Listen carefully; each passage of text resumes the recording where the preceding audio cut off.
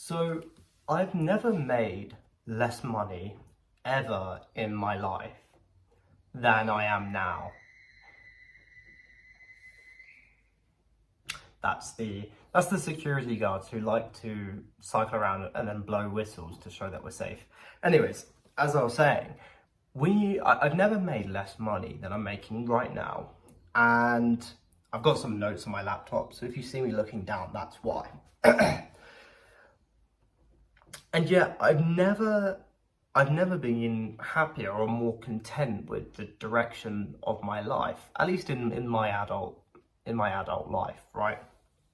And I do want to just say I was sick, so that's why I didn't post previously, but now I'm mostly better. So I wanted to talk about this idea and what have I done to actually become a lot happier, a lot more content. Because, you know, people say money doesn't buy happiness, and I guess I've proven that's the case, but I still don't believe that's true. I do think money buys a lot of things which can result in happiness. And obviously if you're worrying about money all the time, you're not going to be happy, and stress is the biggest killer of happiness. So money does buy happiness to an extent with diminishing returns. But I guess the thought I wanted to sort of discuss is, what do I have now that I didn't have previously? And the answer to that question is the answer to what is more valuable and results in more happiness in your life than money. So, you know, the $1 million question, what makes you happy? And after a bit of self-reflection, this is going to be mostly an unscripted video. Beyond this, I've got nothing really else written down. I've realized that it's independence, it's autonomy, and I think it's hope in a way.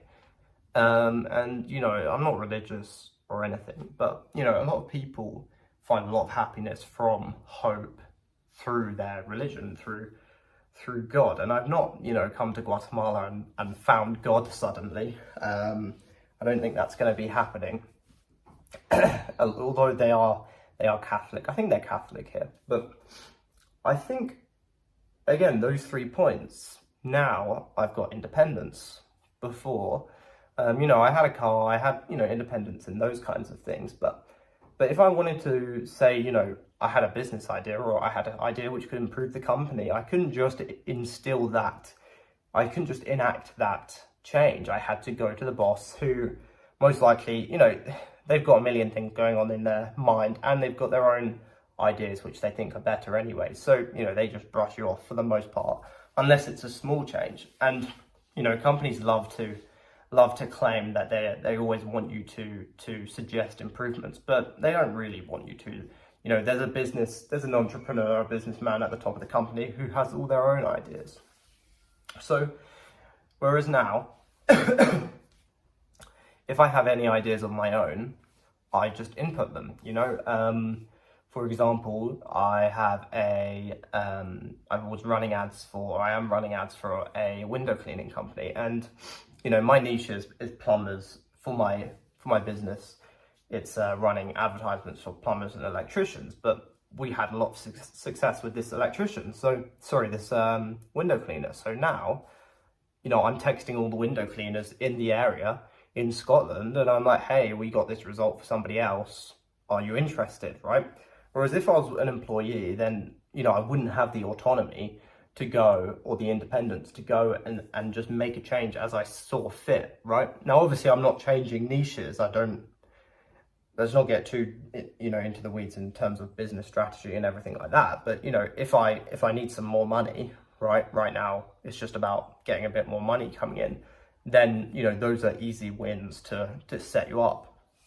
So having that autonomy, I think, has driven a lot of this change in happiness, and especially comparing it to previously. And then the hope as well. But I think the hope is like 70% of it, to be honest. You know, if I with accounting and with what I was doing before, you know, what was the hope, right? And to me, hope is irrevocably tied to the future, right? It's trust in the future, right? And the future that I had been envisioning for myself and being told and creating for myself, the future was, okay, you will work 9 to 5, you will not have autonomy, as mentioned previously, you will earn a decent salary, but not a great salary, and the whole time you will be making somebody else rich, taking orders, dealing with other people who you don't really want to be co-workers with.